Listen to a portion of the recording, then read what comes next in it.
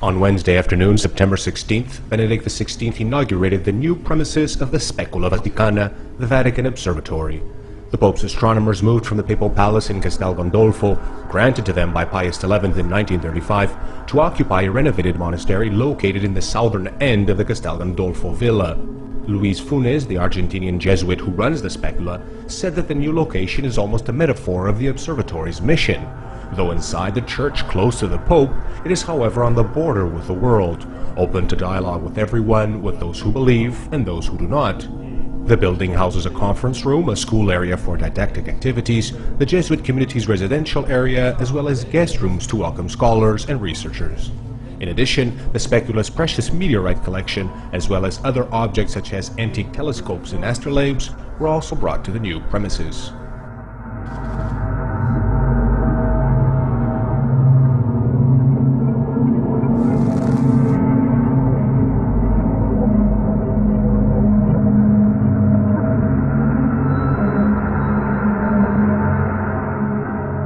We may never discover the famous alien ET, but it may surprise a lot of you. It did certainly surprise a lot of us.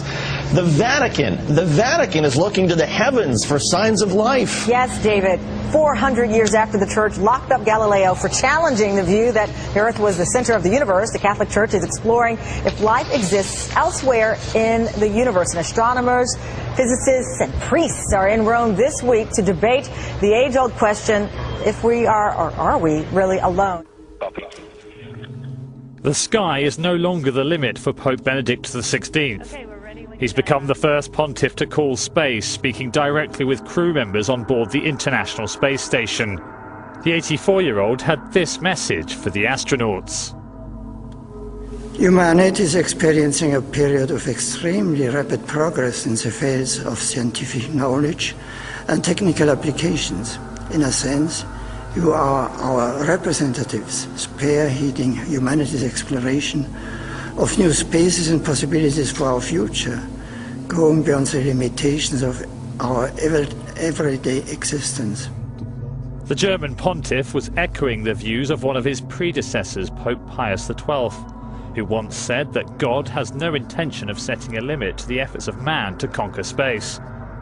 The papal audience was organized by the European Space Agency. He will make return on Earth on the Soyuz.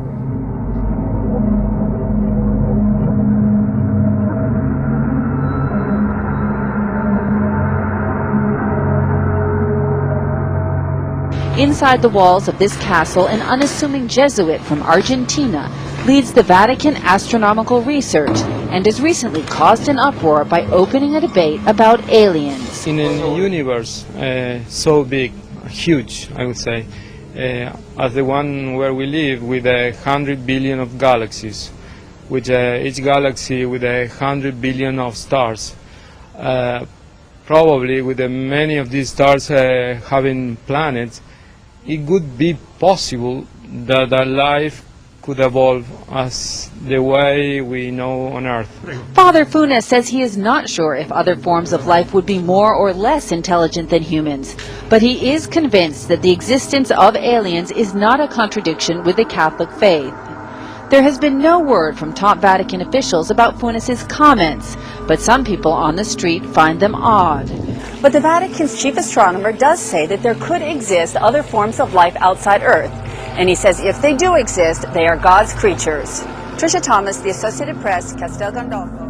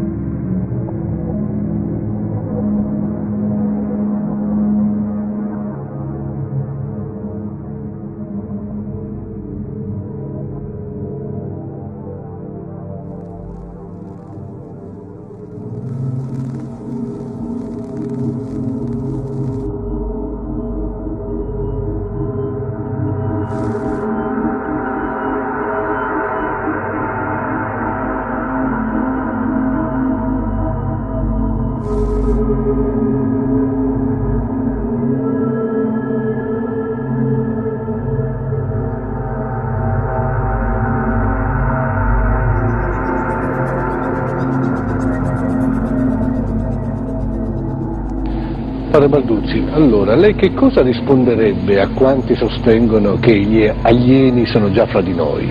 Non si può più pensare è vero, non è vero, sono veri o sono falsità, ci si crede o non ci si crede, no.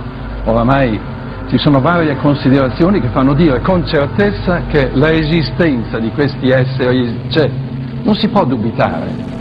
Magari si potrà dire che su 100 fenomeni ce ne saranno, anche se si dicesse 99 non vero e uno vero, c'è quell'uno che dice che certi fenomeni esistono.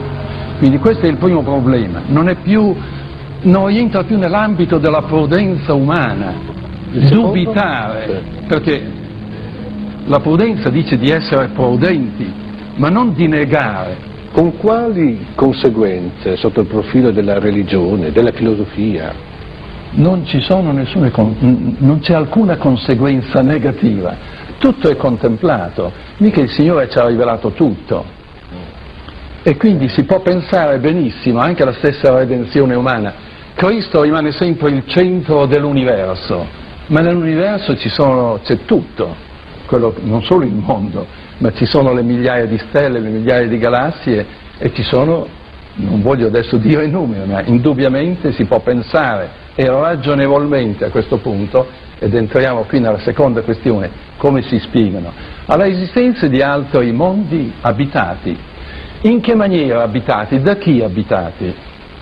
Vede, c'è un detto che risale ancora a secoli fa, natura non facit saltus, la natura non fa salti, cioè c'è il regno vegetale, il regno animale, il regno umano e il regno angelico, le uniche cose, 4 regni che conosciamo, 3 sono naturali e li vediamo. Tra l'uomo, l'essere umano e l'angelo c'è un salto un po' grosso da fare. Ecco perché già con questo argomento della convenienza, che è illustrato molto bene da San Tommaso, uno dei più grandi teologi, è probabile, è verosimile, ecco, più che altro, che tra l'uomo, che ha già uno spirito in sé, ma il povero spirito è soggetto alla materia in una maniera incredibile, basta alla sera uno sente il bisogno di andare a letto, mentre l'anima non ha bisogno di dormire, basta una piccola malattia, insomma, è talmente imprigionato.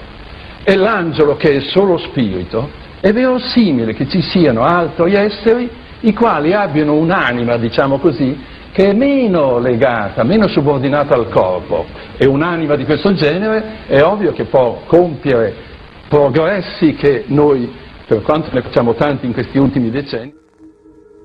And I would like also to say that there is, unfortunately today, the disinformation coming from Jesuit headquarters. This information comes into being when Zaccaria Sitchin meets in the year 2000 in Bellaria with Corrado Balducci. Zaccaria Sitchin also gets invited by the Pope, John Paul II, visits secretly the Pope in the Vatican, takes from him instructions to write his pile of rubbish, which is the End of Days book that he has brought into being lately. You're saying Zaccaria Sitchin was told to write this book and was instructed on what to write? Zaccaria Sitchin was indeed distracted because he can't tell the truth.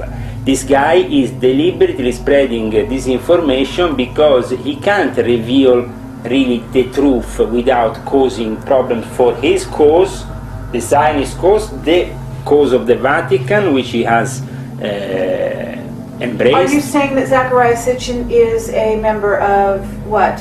The Illuminati? Absolutely. Zaccaria Sitchin is a member of the New World Order used to spread deliberate disinformation. Let's say, I want to just make you figure out how this happened.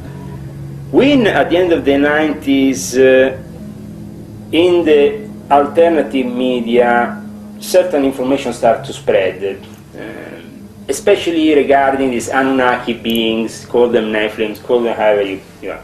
Now, what are they really?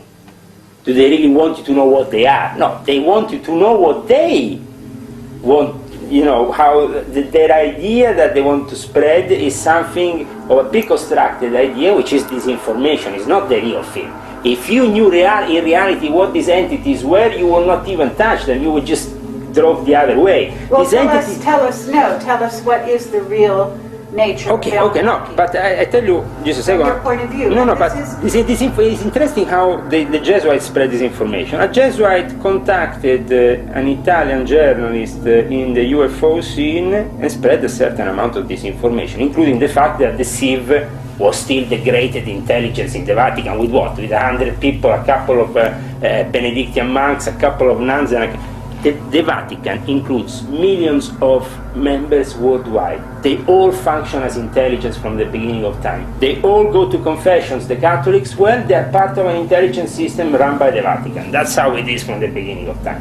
So they definitely don't need only one apparatus that can control. Then, if you go and study the history of the sieve, you see there is a Jesuit-based thing that is full of Jesuits. So, and then on top of that, who is running the astronomic laboratories for the Vatican? The Jesuits. For example, in Mount Graham in Arizona, nobody asks what is happening. I can tell you what is. I can tell you also what they're doing. Well, tell me. So this information goes through and then hits the appropriate sources, and they can say, okay, there is a Jesuit footage of Planet X, another pile of the biggest pile of rubbish ever, could only come out of the minds of the Jesuits. Why? Because the Jesuits are very intelligent.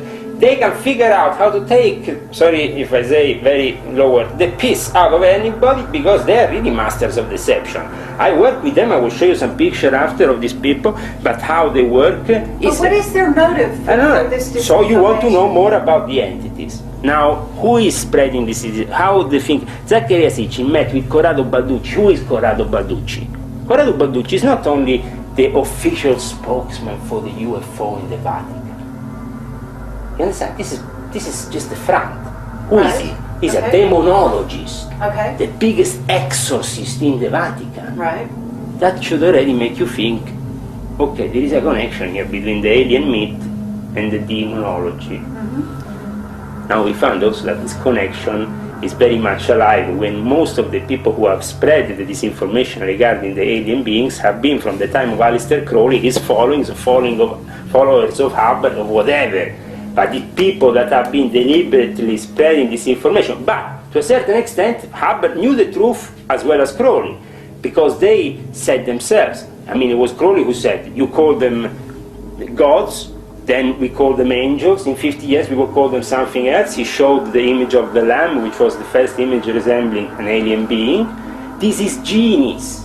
In Islam we call them genies. But by any other name, what are we talking about? We're talking about spirits. We're talking about a demon is nothing other than a spirit being, a being, who is perhaps not incorporated in the material world. No, it can be. Can incorporate. The thing is that there is a certain degree of misconception. Okay, let me tell you exactly what are these UFOs.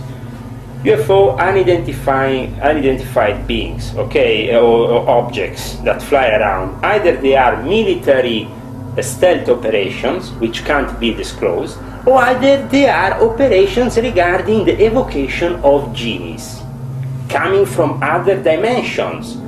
So, an interdimensional door is created, is opened up. Where can these interdimensional doors can be opened up? In certain spaces, certain places, certain holy ground from ancient times known to possess that's possibility. For example, purpose. For example, in Iraq, for example.